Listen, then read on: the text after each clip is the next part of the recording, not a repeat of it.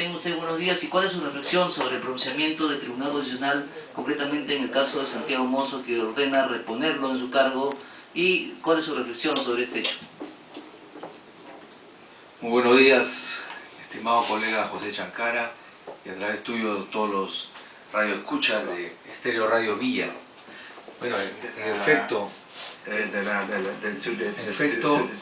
tenemos una resolución que proviene del Tribunal Constitucional que desde ya ha generado todo un gran debate. Este es un debate que recién se inicia porque muchos pretenden hacerlo coincidir con lo que sucedió hace casi 10 años atrás, en el caso pues, de un alcalde de la provincia de Chiclayo, ¿no? Arturo Castillo, ¿no? Arturo Castillo, pero en el derecho no se aplican las analogías, casos iguales, casos parecidos, ¿no?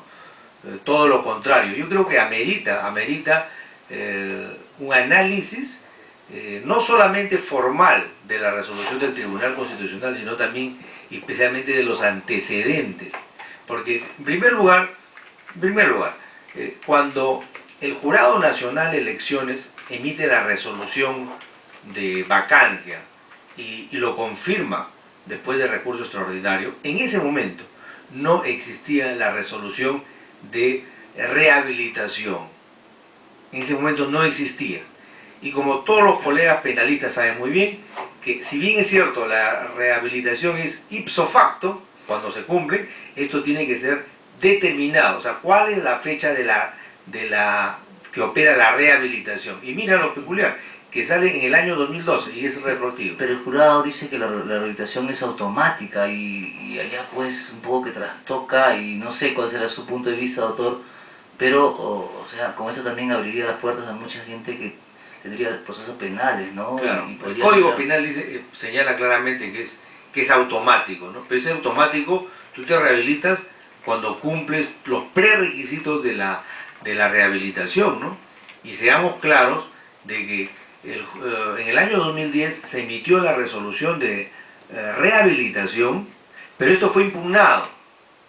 Fue impugnado no por un asunto de forma, sino de fondo. No cumplió con los prerequisitos de la rehabilitación, ¿ok?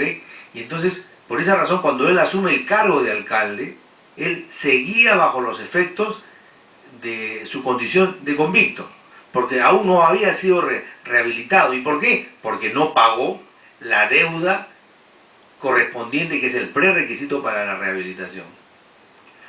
Y bueno, usted refiere que se está poniendo como antecedente el caso del señor Arturo Castillo en Chiclayo, pero fue un caso totalmente distinto. El de Arturo Castillo fue un caso que iba en revisión, si mal no recuerdo, no había sido resuelto por la Corte Suprema, y el Tribunal Constitucional resolvió pues por una mayoría simple que debía ser repuesto, y después generó todo un gran problema y un desbalance incluso que desbordó más allá de los términos de justicia, un palacio municipal que fue quemado, recordará usted, y lo preocupante es que a partir de eso Arturo Castillo ahora ha demandado por daños y perjuicios al Jurado Nacional de Elecciones, ¿no? Entonces aperturaría pues una situación sub generis y que conllevaría pues a la inseguridad jurídica.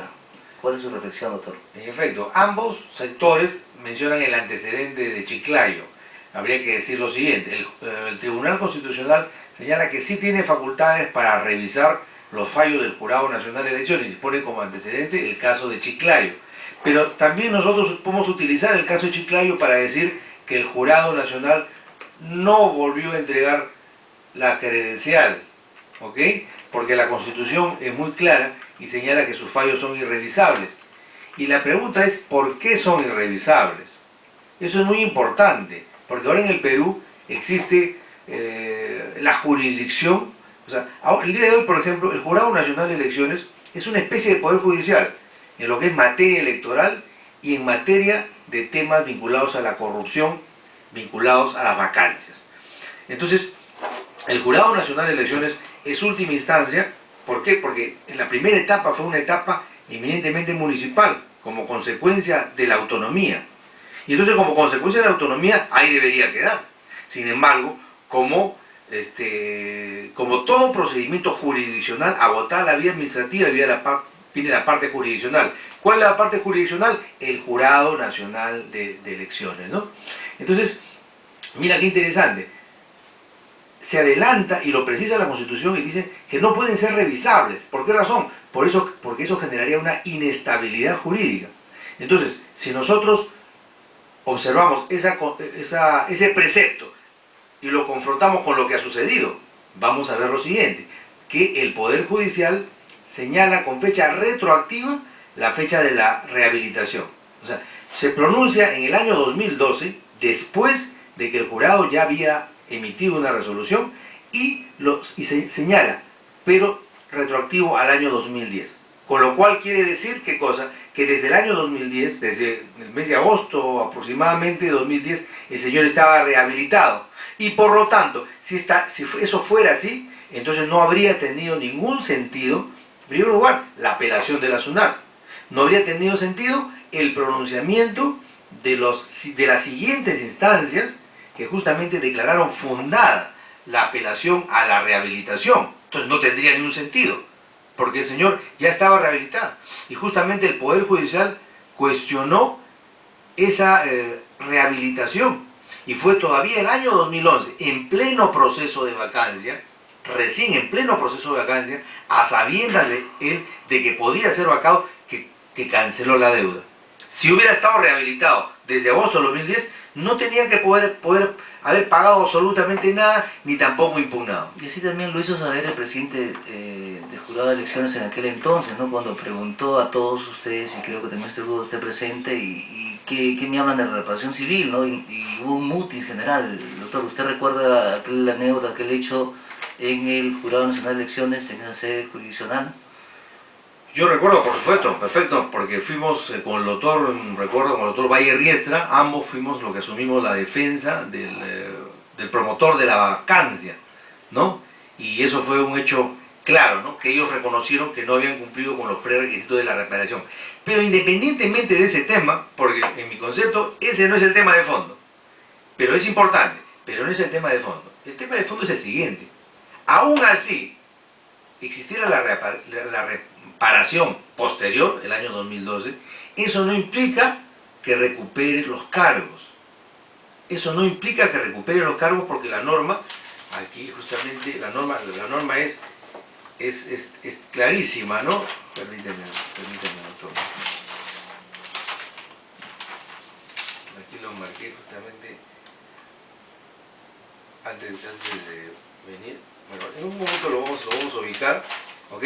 O sea, la rehabilitación no implica que se le reponga en su cargo. Además de ello, es importante señalar que así hubiera amnistía, así hubiera, ¿cuál es el otro concepto? Indulto, no se le repone en el cargo. ¿Por qué razón? Porque la Ley Orgánica de Municipalidades señala con claridad que esta es una causal constitutiva.